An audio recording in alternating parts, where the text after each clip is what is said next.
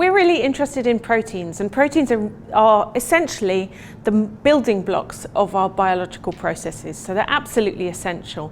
And we know that proteins need to fold in order to function correctly, and proteins will be things like antibodies, so they'll be involved in your immune system, they're enzymes, they're all sorts of scaffolding proteins for your skin and for your cells. And if proteins don't fold correctly, they can misfold and they can start to aggregate. So what I mean by that is they start to self-assemble and they form long fibres which are deposited in the tissues.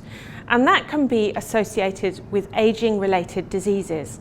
One example of that is Alzheimer's disease, which is a form of dementia, in which proteins self-assemble to form these amyloid fibres that collect in the brain tissue. So it's really important for us to understand the processes by which proteins misfold and cause disease, and see what we can do to try and stop it.